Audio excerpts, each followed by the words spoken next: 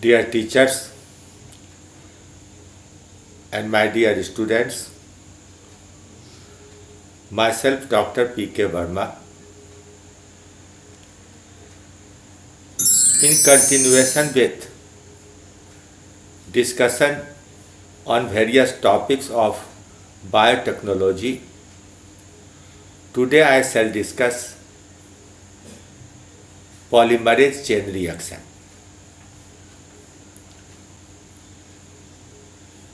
In the last class, I had discussed cloning vectors in which you had to select certain endonuclease, restriction endonuclease enzymes and a DNA vector along with the host cell. I had discussed two important cloning vectors. These were PBR322 and the PUC19. Both needed a host cell, Escherichia coli. So, if you have to make copies of the gene by the method of cloning vector, you need a very good laboratory along with the restriction endonuclease enzyme, cloning vector and the host cells, and you will be completely dependent on the rate of multiplication of the DNA of the vector. In spite that there are some fast dividing plasmid vectors, but again to isolate the gene, you will have to go through a process of separation of DNA of the plasmid, again the cleavage process of the host DNA, separation of the recombinant DNA fragment, etc. So it is overall a complex process. Now, one should try to make copies of DNA in the laboratory without using a cloning vector and a host cell. For DNA replication in vitro, especially of the short segments, all the enzymes and protein factors cannot be used. The method should be simplified. Kary Mullis in 1985 at first devised this technique and named it polymerase chain reaction or PCR. It is a milestone in biotechnology.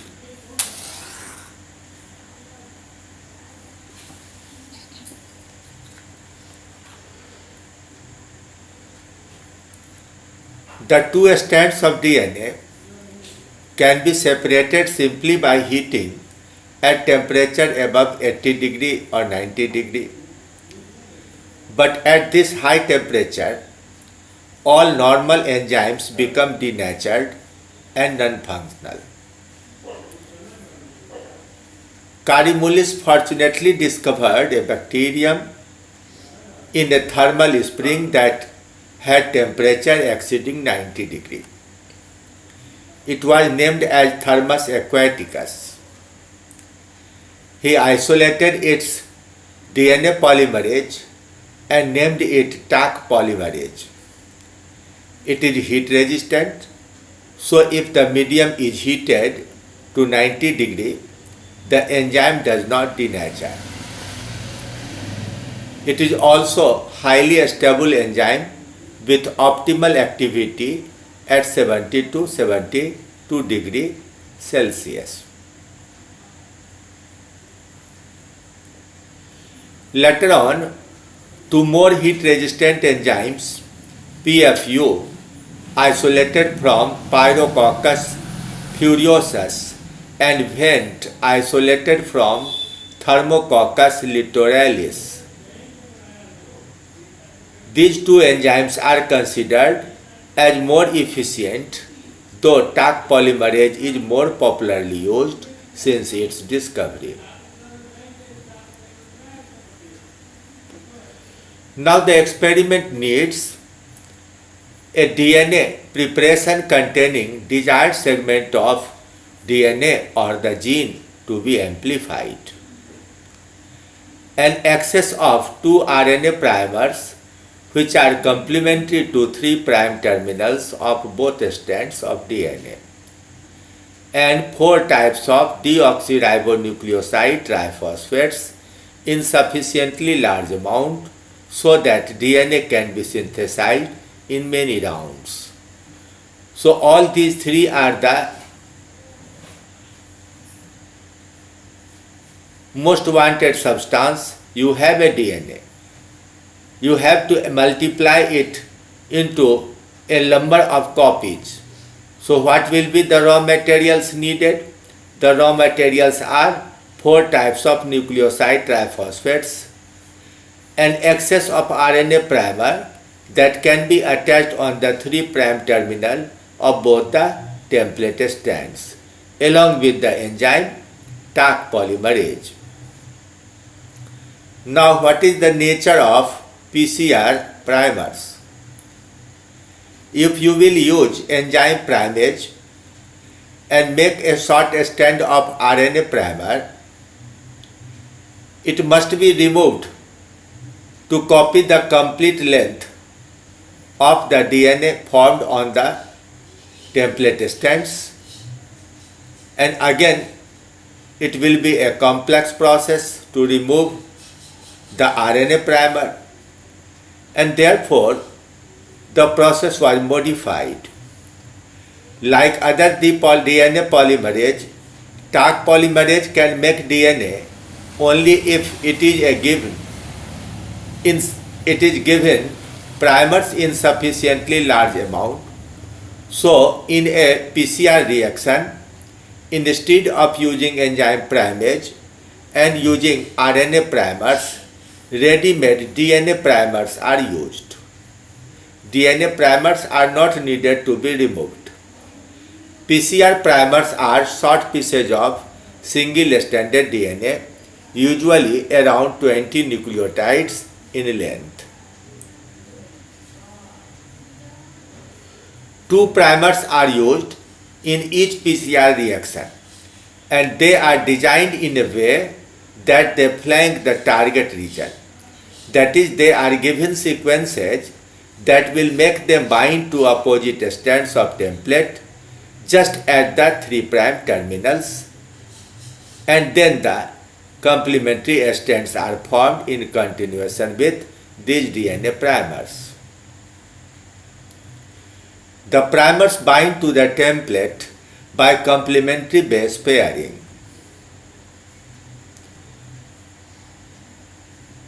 The polymerase chain reaction occurs in following steps.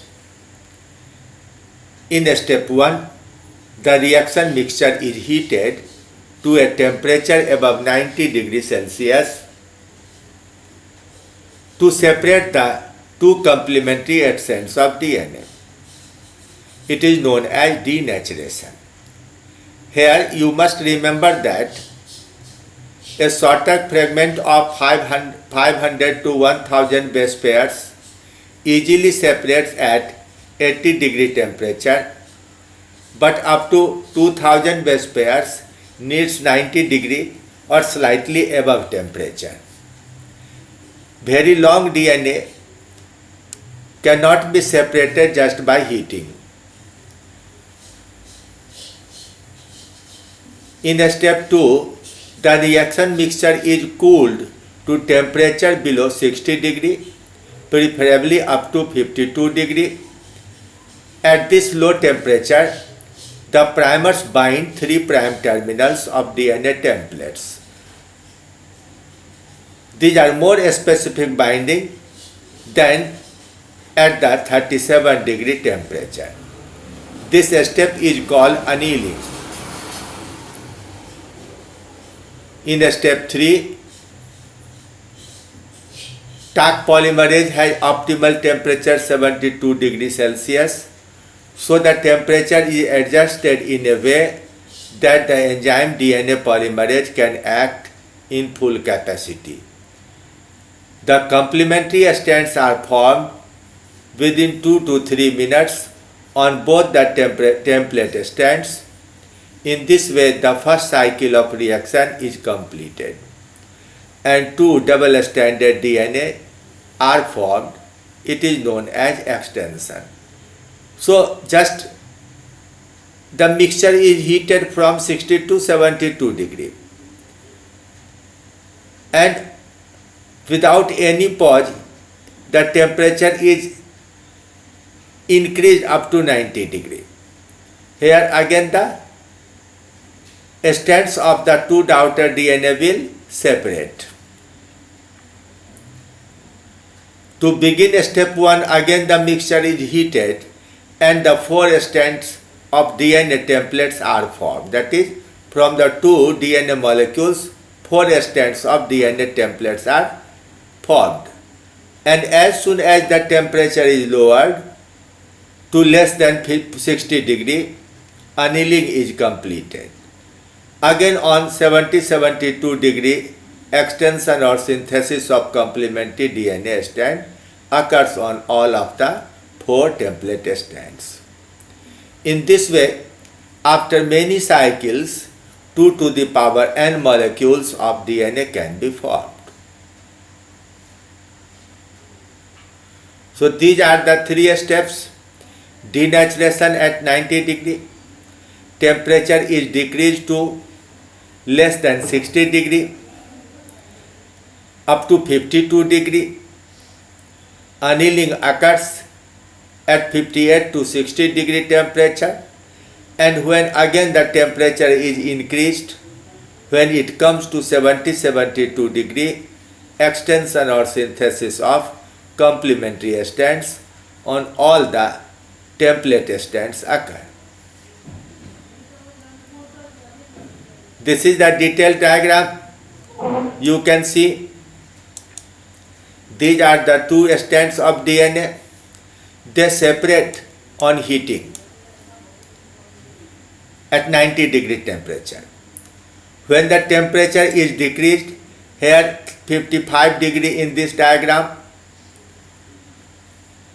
the 2 primers become attached at their 3' terminals. Now again temperature is increased towards 70-72 degree. In continuation with the primers, new DNA synthesis occurs, one in left side direction and another in the right side direction, and in this way 2 double-stranded DNA are made. Now the process is repeated again by heating up to 90 degree. So second, third, fourth, and many cycles occur one after another.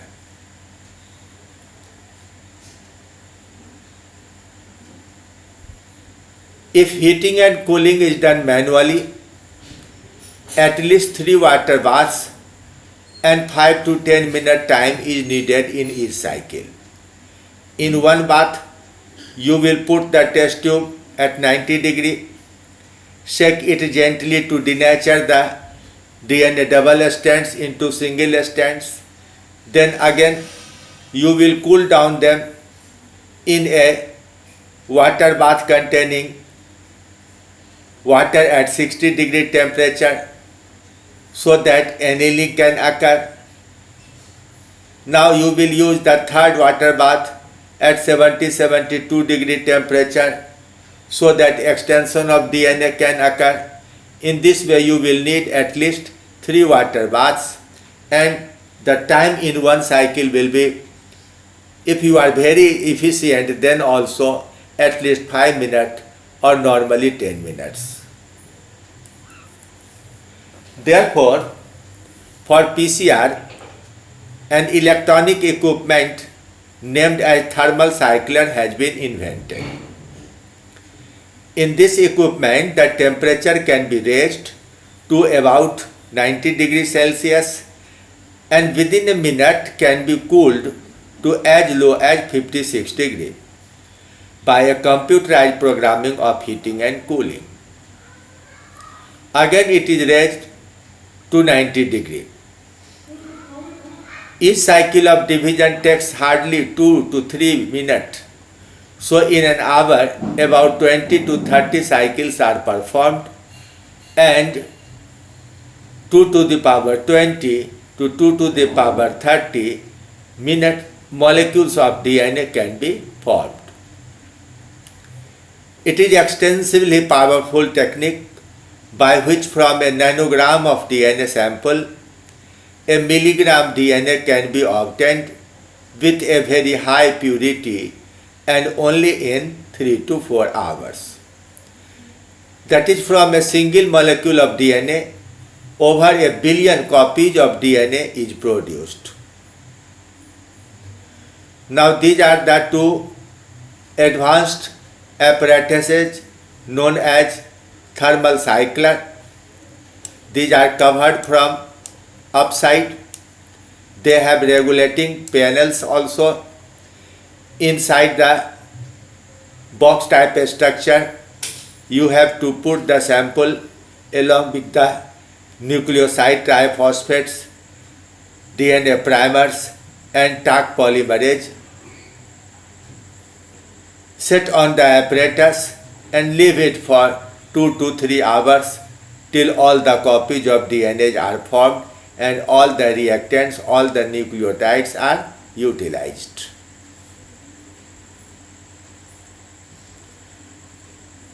Now you have to learn about use of PCR in amplification of complementary DNA on the template of messenger RNA.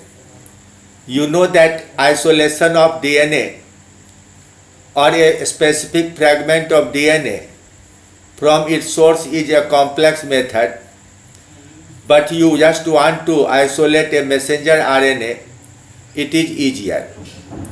So using the molecule of RNA as template, a complementary DNA strand or cDNA copy of RNA is produced using the enzyme reverse transcriptase.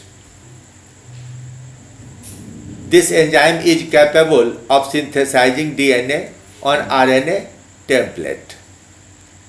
A short poly-T यानी polythymine sequence can serve as primer for both reverse transcriptase as well as PCR, which is become bound to the polyadenylate sequence present in messenger RNA at its 3' terminal.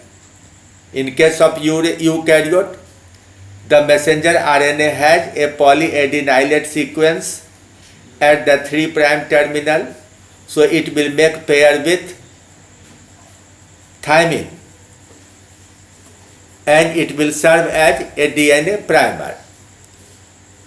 So just mix the reverse transcriptase and nucleoside triphosphates to make the complementary strand of DNA over messenger RNA. See, this is the structure of messenger RNA. At its 3' terminal there are polyadenylate sequence.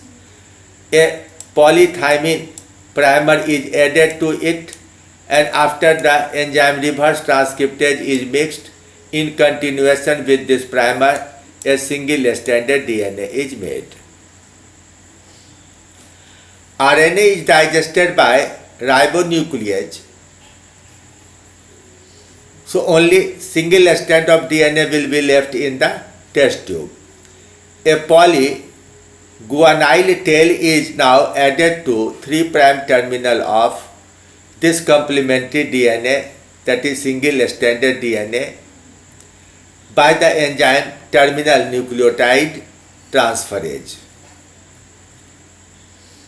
The cDNA single strand now has a polythymine sequence at one end and polyguanyl sequence at the other end. This is the polythymine sequence at one end, and on the other hand, polyguanyl sequence is added with the help of terminal nucleotide transferase. So, if the DNA primer is taken polyhydridine, in continuation with it, the complementary DNA will be formed.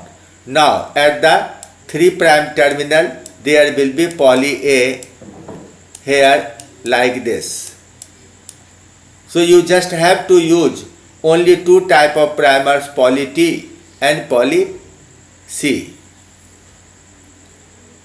We can now use an oligo C as primer to copy the single strand complementary DNA into cDNA duplex, which is amplified using oligo T and oligo C as primer. This is oligo T and this is oligo C. Only these primers are to be used later on. PCR is now more useful than gene cloning because no vector is needed and a nanogram of DNA can be amplified in fast speed with high purity in a very low cost. Using PCR, a DNA sequence can be amplified millions or billions of times, producing enough DNA copies to be cloned into a plasmid or sent for gene sequencing. PCR is used in many research labs and it also has practical applications in forensic, genetic testing and diagnosis of a pathogen. The PCR technique is being used to study DNA polymorphism, molecular mapping, gene tagging, confirming the presence of transfer gene as well as in DNA, fingerprinting, etc. You will understand its usefulness in the molecular diagnosis after you will study DNA fingerprinting in the next session. Thank you. Thank you very much.